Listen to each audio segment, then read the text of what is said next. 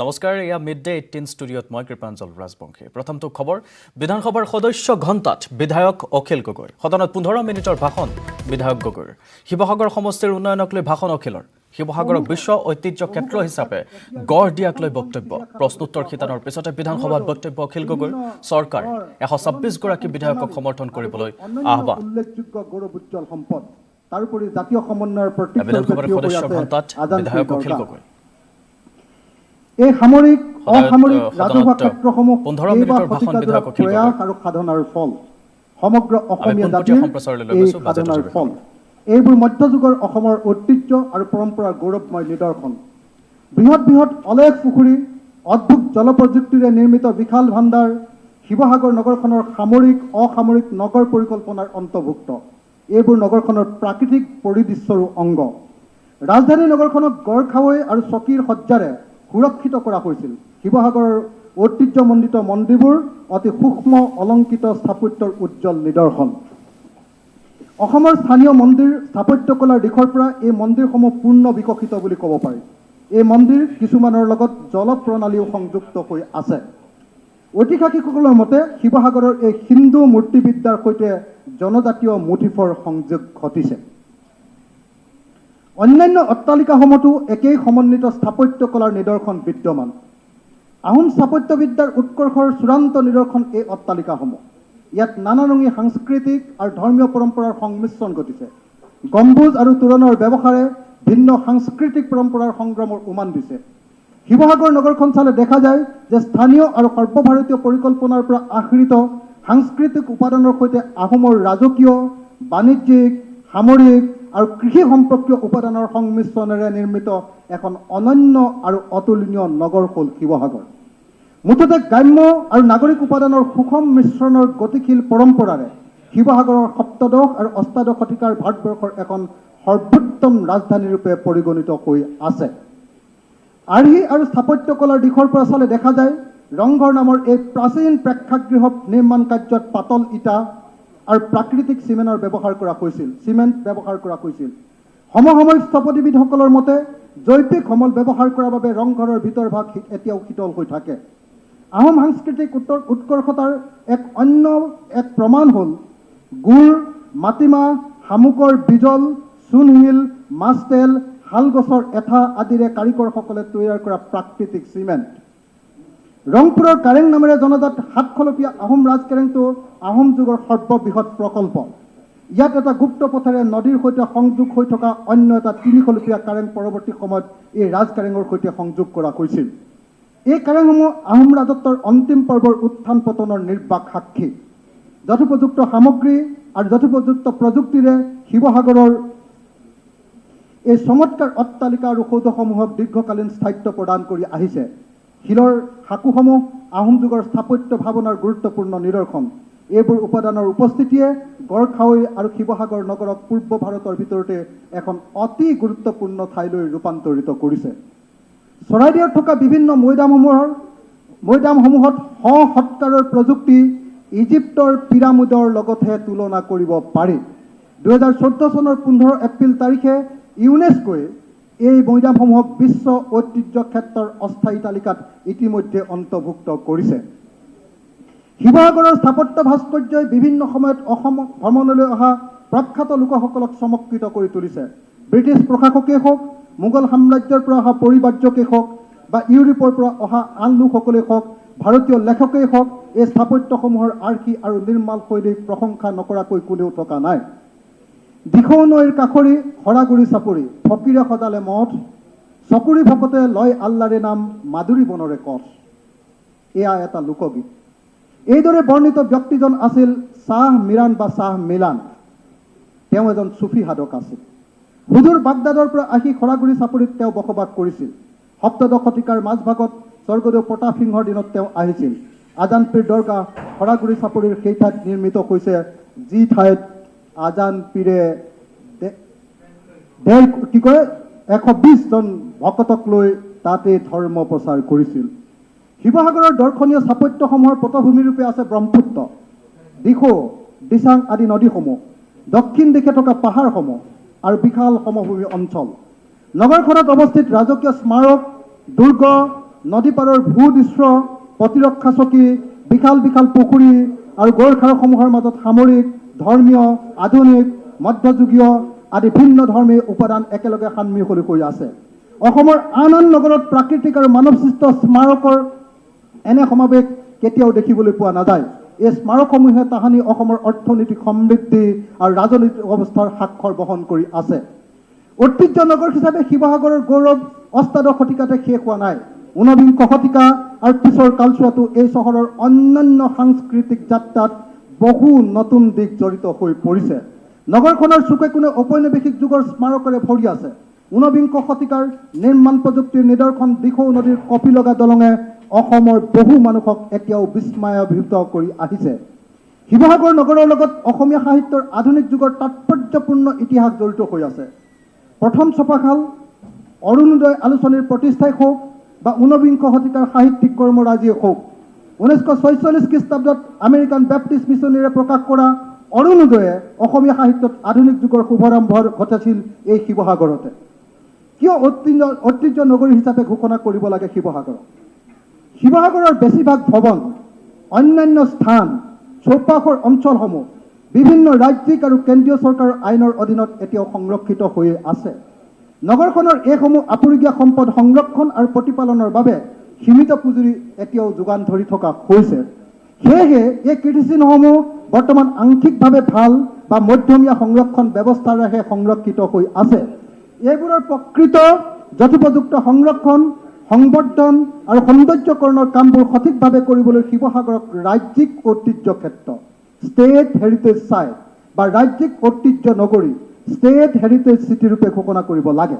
শিৱসাগৰত থকা কীৰ্তিস্তম্ভসমূহৰ চৌপাশৰ প্ৰাকৃতিক পৰিৱেশে অসমীয়া জাতিৰ পৰিশীলিত বসতি পৰিকল্পনাৰ আভাস দিয়ে। এনে পৰিকল্পনাৰ অন্তৰ্গত দৃশ্যাংশত চমৎকাৰ সৌধসমূহৰ সৈতে অতি সূক্ষ্ম ৰূপত সংলগ্ন হৈ আছে খেতিপথাৰৰ মাজে মাজে সজা অসংখ্য আলিবাট আৰু দূৰ দূৰণিৰ পথাৰলৈ যোৱা পথবোৰ। এই সংহত ইণ্টিগ্ৰেটেড প্ৰণালী অক্ষুণ্ণ ৰাখিবলৈ ঐতিহ্য সংৰক্ষণৰ শেহতীয়া পদ্ধতিসমূহ শিৱসাগৰৰ দ্ৰুতগতিত ঘটি থকা বিস্তাৰৰ প্ৰতি লক্ষ্য কৰি এই ঐতিহ্যসমূহ সঠিক পৰিকল্পনাৰে ৰক্ষা কৰা বৰ জৰুৰী হৈ পৰিছে। এই স্মৃতিস্তম্ভসমূহ ৰক্ষা কৰিবলৈ আমাৰ হাতত বিভিন্ন আইনী ব্যৱস্থা আছে যদিও এক সংহত আৰু সুচিন্তিত প্ৰচেষ্টাৰ জৰিয়তেহে স্থানসমূহ ভালদৰে সংৰক্ষণ কৰিবলৈ সক্ষম হ'ব পৰা যাব। এই দিশবোৰ বিবেচনা কৰি শিৱসাগৰক ঐতিহ্য ক্ষেত্ৰ ৰূপে বা ঐতিহ্য নগৰী ৰূপে ঘোষণা কৰা উচিত। কেনেকৈ শিৱসাগৰক ঐতিহ্য ক্ষেত্ৰ বা ঐতিহ্য নগৰী ৰূপে ঘোষণা কৰিব পাৰি? Silent, please. Silent.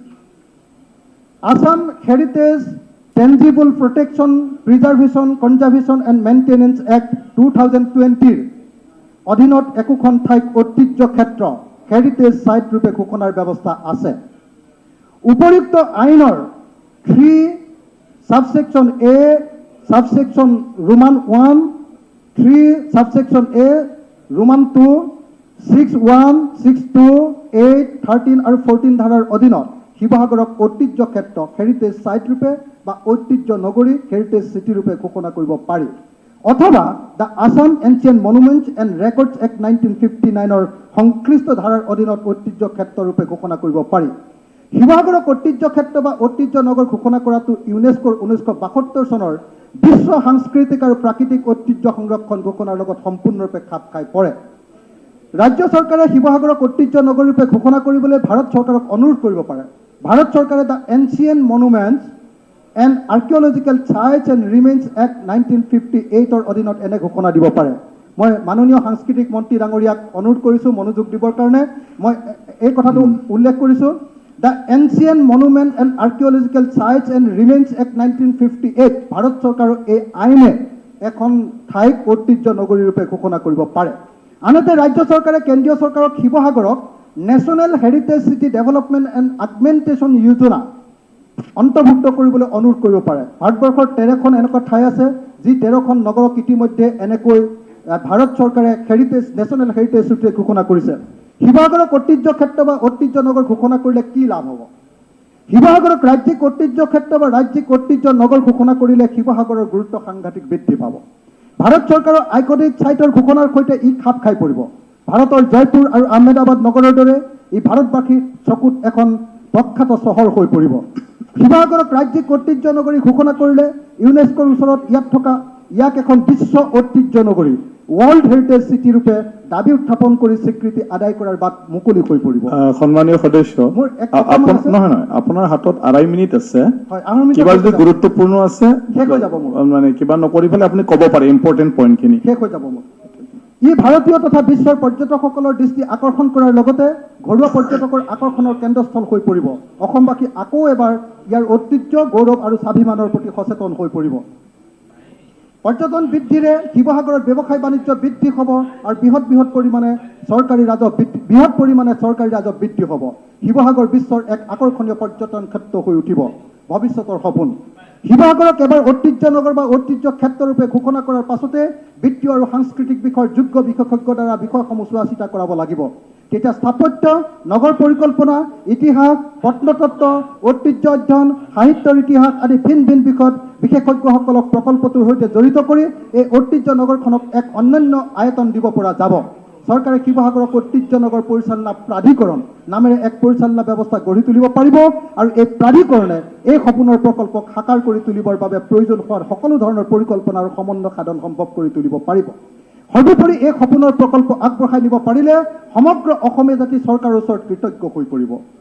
আহক পঞ্চদশ অসম বিধানসভাই শিৱসাগৰক ঐতিহ্য ক্ষেত্ৰ বা ঐতিহ্য নগৰৰূপে ঘোষণা কৰাৰ সংকল্প গ্ৰহণ কৰোঁ। আহক আমি অসমীয়া জাতি আৰু অসমৰ জনগণৰ আটাইতকৈ গৌৰৱৰ স্থলী শিৱসাগৰক বিশ্বৰ সন্মুখত উজ্বলাই তোলোঁ। ধন্যবাদ অখিল গগৈ। মই মাত্ৰ দুটা কথা যোগ দিবলগীয়া আছে।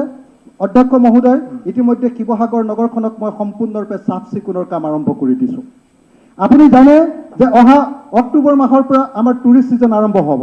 তাৰ আগতে সাংঘাতিক ধৰণৰ পৰিকল্পনা আৰম্ভ কৰিছোঁ আৰু বিশ্বৰ যিকোনো ঠাইৰ পৰা ভাৰতীয় টুৰিষ্ট অহাৰ লগে লগে যাতে তাক সঁচাকৈ সন্মান কৰিবলগীয়া আৰু অত্যন্ত আকৰ্ষণীয় স্থানৰূপে গঢ়ি তুলিব পাৰি, তাৰ কাৰণে মই বৃহৎ পৰিকল্পনা গ্ৰহণ কৰিছোঁ আৰু আশা কৰিছোঁ যে অসমৰ কাজিৰঙালৈ অহা টুৰিষ্ট, তাৰ পাছত মাজুলীলৈ যোৱা টুৰিষ্ট, সেই চেইনডাল আমি শিৱসাগৰলৈকে লৈ যাম আৰু শিৱসাগৰৰ পৰা পুনৰ গুৱাহাটীলৈ ঘূৰাই পঠিয়াবৰ কাৰণে যি ধৰণৰ এটা চেইন তৈয়াৰ কৰিব লাগে, তাৰ কাৰণে ইতিমধ্যে মই টুৰিষ্ট অপাৰেটৰসকলৰ লগত কথা পতা আৰম্ভ কৰিছোঁ। মই আপোনালোকক এই কথা ক'ব খুজিছোঁ, মোৰ এই সামগ্ৰিক পৰিকল্পনাৰ লগত কেৱল ঐতিহ্যৰ সম্পদ জড়িত হৈ নাথাকিব, তাৰ লগত টুৰিজিমৰ লগত হিউমেন টাচ এটা মই তাতে সংযোগ কৰিব খুজিছোঁ আৰু সেই কাম ইতিমধ্যে আৰম্ভ কৰি দিছোঁ। মই আপোনালোকক অনুৰোধ জনাইছোঁ, অসমৰ সকলো বিধানসভাৰ অধ্যক্ষ মহোদয়, মুখ্যমন্ত্ৰী মহোদয়, আমাৰ সাংস্কৃতিক মন্ত্ৰী মহোদয়, অসমৰ মন্ত্ৰীমণ্ডলী আৰু অসমৰ 126 জন বিধায়কক মই অনুৰোধ জনাইছোঁ, অক্টোবৰ মাহত আপোনালোক সকলো শিৱসাগৰলৈ আহক। আমি নৱেম্বৰ মাহত আছাম ফেষ্টিভেলৰ জৰিয়তে শিৱসাগৰক ভাৰতবৰ্ষৰ সকলো ঠাইৰ মানুহে জানিব পৰাৰ ব্যৱস্থা কৰিব খুজিছোঁ আৰু তাৰ পৰৱৰ্তী সময়ত জানুৱাৰী মাহত আমি গ্ৰাম্য ক্ৰীড়া ফেষ্টিভেল পাতি ইয়াক এখন নতুন নিশ্চয় ঐতিহ্যমণ্ডিত ৰূপে গঢ়ি তুলিব বিচাৰিছে শিৱসাগৰক। ইতিমধ্যে কাম আৰম্ভ কৰিছে বিধায়ক অখিল গগৈ। কেইবাটাও বৃহৎ প্ৰকল্প তেওঁ ইতিমধ্যে গ্ৰহণ কৰাৰ কথা জনাইছে সদনৰ মজিয়াত। 15 অক্টোবৰত সকলোকে নিমন্ত্ৰণ জনাইছে তেওঁ শিৱসাগৰলৈ। বিধানসভাৰ সদস্য ঘণ্টাত বিধায়ক অখিল গগৈয়ে 15 মিনিটৰ বাবে ভাষণ ৰাখিছে। তেওঁৰ আৰু মাত্ৰ 1 মিনিট সময় নিশ্চয় হাতত আছে। আমি এইদৰে খবৰ অব্যাহত ৰাখিম, কিন্তু লৈছোঁ এটা বাণিজ্যিক বিৰতি। উভতি আহিছোঁ খবৰৰ মাজলৈ। পাণবজাৰৰ মহিলা থানাৰ সন্মুখত তৃতীয় লিংগৰ প্ৰতিবাদ সাব্যস্ত কৰিছে কিন্নৰৰ এটা বৃহৎ ৰেকেট। গুৱাহাটীত চলি থকাৰ অভিযোগ, দুখীয়া ল'ৰাক দিল্লীলৈ নি কিন্নৰ বনাই গুৱাহাটীলৈ অনাৰ অভিযোগ। এই সন্দৰ্ভত আৰক্ষী সঞ্চালক প্ৰধানৰ কাৰ্যালয়ত গোচৰ ৰুজু কৰিছিল স্বাতী বিধান বৰুৱাই। প্ৰতিবাদ কৰা 6 কিন্নৰক আটক কৰিছে আৰক্ষীয়ে। দৃশ্য দেখুৱাইছোঁ পাণবজাৰৰ মহিলা থানাৰ সন্মুখত তৃতীয় লিংগই এইদৰে প্ৰতিবাদ সাব্যস্ত কৰিছে।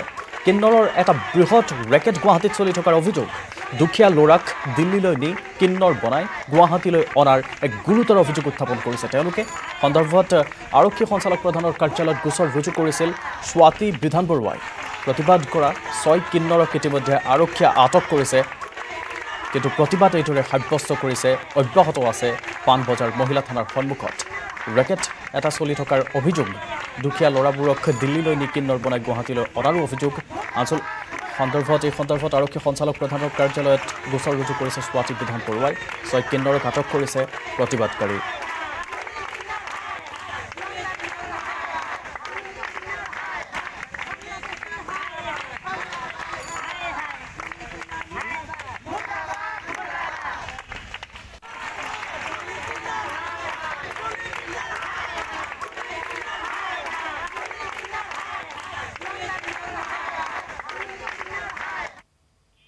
আহিছোঁ কৰোনাৰ শেহতীয়া পৰিস্থিতিক লৈ কোভিড পৰিস্থিতি উন্নত নোহোৱাত দুদিনৰ বাবে সম্পূৰ্ণ লকডাউন ঘোষণা কৰা হৈছে কেইবাখনো জিলাত বিশেষকৈ যোৰহাট গোলাঘাট বিশ্বনাথ শোণিতপুৰত দুদিনৰ বাবে সম্পূৰ্ণ লকডাউন ঘোষণা কৰা হৈছে লকডাউনৰ সময়ত বন্ধ থাকিব গেলামাল ফল-মূল শাক পাচলি আদিৰ দোকান এফালে ৰাইজে যাতে বিনা কাৰণত ওলাই আহিব নোৱাৰে তাৰ বাবে সষ্টম হৈ আছে আৰক্ষী বিশ্বনাথ আৰু চতিয়াতো আজি সষ্টম আৰক্ষী অৰ্ধ সামৰিক বাহিনী বিভিন্ন ঠাইৰ দৃশ্য আমি দেখুৱাম বিশ্বনাথ দুধনৈ সৰুপথাৰ আদিসমূহৰ স্থানৰ শেহতীয়া পৰিস্থিতি আমি দেখুৱাম কোভিড পৰিস্থিতি উন্নত নোহোৱাত কিদৰে দুদিনৰ বাবে সম্পূৰ্ণ লকডাউন হৈছে আৰু তাৰ ফলত জিলাকেইখনত কেনে পৰিস্থিতিৰ উদ্ভৱ হৈছে যোৰহাট গোলাঘাট বিশ্বনাথ শোণিতপুৰ আদিৰ কেনেধৰণৰ শেহতীয়া পৰিস্থিতি আমি সমগ্ৰ পৰিৱেশ দেখুৱাম লকডাউনৰ সময়ত বন্ধ থাকিব গেলামাল ফল-মূল শাক পাচলিৰ দোকান ৰাইজে যাতে বিনা কাৰণত ওলাই আহিব নোৱাৰে তাৰ বাবে সষ্টম হৈ আছে আৰক্ষী বিশ্বনাথ আৰু চতিয়াতো আজি সষ্টম আৰক্ষী অৰ্ধ সামৰিক বাহিনী প্ৰথমতে আমি বিশ্বনাথৰ দৃশ্য দেখুৱাম বিশ্বনাথত উপস্থিত আছে আমাৰ সাংবাদিক তুষাৰ হাজৰিকা তেওঁ দেখুৱাব সামগ্ৰিক পৰিৱেশ চৰকাৰে টোটেল কণ্টেইনমেণ্ট ঘোষণা কৰা 16টা দিন অতিক্ৰম কৰাৰ পিছতো এতিয়া দেখিবলৈ পোৱা গৈছে বিশ্বনাথ জিলাত কোভিডৰ সংক্ৰমণ কিন্তু হ্ৰাস পোৱা নাই যি ধৰণে হ্ৰাস পাব লাগিছিল আচলতে তেনেধৰণে হ্ৰাস পোৱা নাই আৰু ইয়াৰ পিছতে আজি দেখিবলৈ পোৱা গৈছে যে বিশ্বনাথত যি প্ৰশাসন জিলা প্ৰশাসন আৰু আৰক্ষী প্ৰশাসন কিছু কঠোৰ হৈছে আৰু প্ৰশাসনে যি গেলামালৰ দোকান বা পাচলিৰ দোকান আৰু যিসমূহ ফল মূলৰ দোকান সেইসমূহ আজিৰ পৰা সম্পূৰ্ণৰূপে বন্ধ কৰিছে যি পৌৰসভা এলেকা আৰু নগৰ সমিতি এলেকা আছে সেইসমূহত কিন্তু গাঁও অঞ্চলত পূৰ্বৰ দৰে যি নিৰ্দেশনা সেই নিৰ্দেশনা চলি থাকিব আৰু এই মুহূৰ্তত আৰক্ষী অৰ্ধসামৰিক বাহিনী আৰু সেনাৰ দলে এই ৰাজপথত বিশ্বনাথৰ ৰাজপথত ফ্লেগ মাৰ্চ কৰিছে আৰু আমি এই দৃশ্য দেখুৱাই আছোঁ মোৰ সহযোগী তপনে দেখুৱাই আছে এই দৃশ্যসমূহ আৰু এই মুহূৰ্তত বিশ্বনাথৰ যিগৰাকী এডিশ্যনেল এছ পি সেইগৰাকী আমাৰ লগত উপস্থিত আছে মই আপোনাৰ কাষলৈ আহিছোঁ ছাৰ দেখিবলৈ পোৱা গৈছে যে প্ৰশাসন কিন্তু আজি যথেষ্ট কঠোৰ হৈছে এই মুহূৰ্তত কি ক'ব কঠিন হ'বলৈ বাধ্য হৈছে যেতিয়া আমি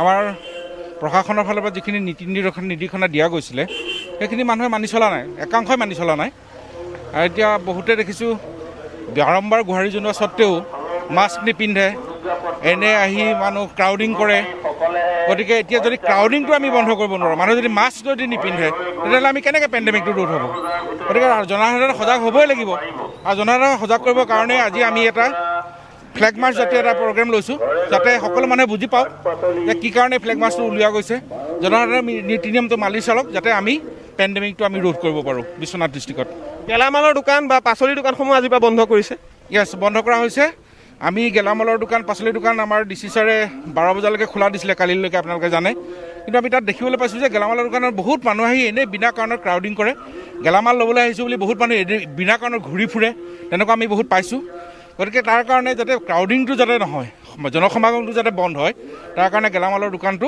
বন্ধ কৰা গৈছে আৰু এটা কথা বন্ধ কৰিছে যদি এটা বস্তু এটা ব্যৱস্থা প্ৰশাসনে হাতত লৈছে কিছুমান হোম ডেলিভাৰী কৰিবলৈ কিছুমানক লাইচেঞ্চ দিছে গতিকে তেখেতলোকে গৈ ঘৰে ঘৰে হোম ডেলিভাৰী কৰিব বিশ্বনাথ জিলা প্ৰশাসন পূৰ্বতকৈ যথেষ্ট কঠোৰ হৈ পৰিছে গহপুৰ পৌৰসভা এলেকা বিশ্বনাথ চাৰিআলি পৌৰসভা এলেকা আৰু চতিয়া নগৰ সমিতি এলেকাত ইতিমধ্যে গেলামালৰ দোকান পাচলিৰ দোকান সেইসমূহ বন্ধ কৰা হৈছে আৰু লগতে এই মুহূৰ্তত এয়া সেনাৰ যি ফ্লেগ মাৰ্চ সেই ফ্লেগ মাৰ্চ নিশ্চয় কঠোৰ হ'বলৈ বাধ্য হৈছে প্ৰশাসন ধন্যবাদ জনাইছোঁ তুষাৰ হাজৰিকা আপোনাক এবাৰ গোৱালপাৰাৰ খবৰ জনাম আন 6খন জিলাৰ লগতে গোৱালপাৰা জিলাও ৰেড জ'ন হিচাপে স্বাস্থ্য বিভাগে ঘোষণা কৰিছে সম্পূৰ্ণ লকডাউনত থকা জিলাখনৰ বিভিন্ন প্ৰান্তত বহু লোকে কোভিড প্ৰট'কল ভংগ কৰা দেখিবলৈ পোৱা গৈছে যাৰ বাবে কঠোৰ হৈছে আৰক্ষী আৰু জিলা স্বাস্থ্য বিভাগ আজি অবাবত বাহিৰলৈ ওলাই অহা লোকসকলকো জৰিমনা বিহাৰ লগতে কোভিড টেষ্ট কৰি থকা দেখিবলৈ পোৱা গৈছে দুধনৈ থানাৰ সন্মুখত আমাক সবিশেষ জনাব এই পৰিৱেশৰ বিষয়ে দুধনৈৰ পৰা আমাৰ সাংবাদিক অৰূপ নাথে 6খন জিলাৰ লগতে গোৱালপাৰা জিলাও ইতিমধ্যে ৰেড জ'নত আছে আৰু টোটেল কণ্টেইনমেণ্ট জ'ন হিচাপে গোৱালপাৰা জিলা ঘোষণা কৰা হৈছে আৰু লকডাউন হোৱা দেখিবলৈ পোৱা গৈছে মোৰ সতীৰ্থক সেই দৃশ্যটো প্ৰথমে মই দেখাবৰ কাৰণে অনুৰোধ জনাইছোঁ এয়া হৈছে 17 নম্বৰ ৰাষ্ট্ৰীয় ঘাইপথ দুধনৈ যি আৰক্ষী থানাৰ সন্মুখতে এনেধৰণে তালাচী চেকিং কৰা হৈছে যিসকলৰ পাছ নাই বা যিসকলৰ জৰুৰীকালীন কাৰণে সেৱা নহয় আচলতে এনেই বাহিৰলৈ ওলাই আহিছে সেইসকল লোকক ইয়াতে ৰখোৱা হৈছে আৰু সেইসকল লোকক জৰিমনা ভৰাৰ সমান্তৰালভাৱে কিন্তু কোভিড টেষ্ট কৰা দেখিবলৈ পোৱা গৈছে মোৰ সতীৰ্থক সেই দৃশ্য দেখুৱাবৰ কাৰণে মই অনুৰোধ জনাইছোঁ ইয়াতে কোভিড টেষ্ট চলি আছে এতিয়ালৈকে 26জনকৈ লোকৰ কোভিড টেষ্ট ইয়াতে লোৱা হৈছে কিন্তু ভাল খবৰটো এইটোৱে যে এতিয়ালৈকে কোনো এজন লোকৰে আচলতে ইয়াতে পজিটিভ দেখিবলৈ পোৱা হোৱা নাই। বাইদেউ কিমান কৰিলে এতিয়ালৈকে? 23 কৰিলোঁ। পজিটিভ আহিছে? নাই নাই পজিটিভ অহা নাই। যোৱাকালিও ইয়াতে দেখিবলৈ পাইছিলোঁ। যোৱাকালি 100 কৰিছোঁ, যোৱাকালিও নাই নেগেটিভ। নেগেটিভ নেগেটিভ আহিছে। গোটেই আৰু যদি বেলেগ বেলেগ ঠাইত ক'ত ক'ত টেষ্ট চলি আছে এতিয়া দুধনৈত আপোনালোকে? আমাৰ দুধনৈ হস্পিটেলত FRAত হৈ আছে, ডামৰাত হৈ আছে আৰু ৰংজুলিত হৈ আছে, ধূপধৰা বিকালীত হৈ আছে, মানে দৰণিগিৰি আমাৰ হৈ আছে তাৰমানে অল গোৱালপাৰা ডিষ্ট্ৰিক্টত। দুধনৈ এৰিয়াত এতিয়ালৈকে পজিটিভ কিবা পোৱা খবৰ পাইছে নেকি আপোনালোকে? ওলোৱা নাই, এতিয়ালৈকে ওলোৱা নাই, আজিও এতিয়ালৈকে ওলোৱা নাই। আজিৰ দিনটোত এইটো এটা ভাল খবৰ যে এতিয়ালৈকে এগৰাকী লোকৰো দেহত ক'ভিড টেষ্ট পোৱা হোৱা নাই। আৰু এনেধৰণে মই সতীৰ্থক দেখুৱাই গৈছে যে এনেধৰণে এতিয়া যিসমূহ যান বাহন আচলতে ৰাজপথেৰে চলি আছিলে, যিসকলৰ পাছ নাই, যিসকলে এনেই আচলতে বাহিৰলৈ ওলাই আহিছিলে, সেইসকল লোকৰ বিৰুদ্ধে আৰক্ষীয়ে কঠোৰ হৈছে, জৰিমনা ব্যৱস্থা কৰিছে। আৰু তাৰ সমান্তৰালভাৱে কিন্তু এনেধৰণে ক'ভিড টেষ্ট কৰা দেখিবলৈ পোৱা গৈছে। এইখিনিতে এটা কথা মই নিউজ 18 অসম নৰ্থ ইষ্টৰ দৰ্শকসকলক জনাব বিচাৰিম, সেয়া হৈছে যে এই মুহূৰ্তলৈকে আচলতে যোৱাকালিলৈকে যিটো ডাটা আছিলে ক'ভিড টেষ্টৰ, সেই ডাটাটো হৈছিলে এতিয়ালৈকে গোৱালপাৰা জিলাখনত 446 গৰাকী লোক জিলাখনত ক'ভিড আক্ৰান্ত হৈ চিকিৎসাধীন হৈ আছে। আৰু তাৰ পৰিৱৰ্তে যোৱাকালিৰ দিনটোত যি এণ্টিজেন টেষ্ট কৰা হৈছিলে, তাতে ৰেপিড এণ্টিজেন টেষ্টত 79 গৰাকী লোক পজিটিভ আহিছিলে। কিন্তু ইয়াতে আচলতে দেখিবলৈ পোৱা গৈছে যে দুদিন পূৰ্বে মুখ্যমন্ত্ৰী। ধন্যবাদ অৰূপ নাথ। আৰু ইয়াৰ লগে লগে সময় হ'ল মিড ডে 18 পৰা বিদায় লোৱাৰ। নমস্কাৰ। মানে জানেনে মাইথন ষ্ট্ৰং মানে মাইথন নিৰ্মাণৰ মানদণ্ড।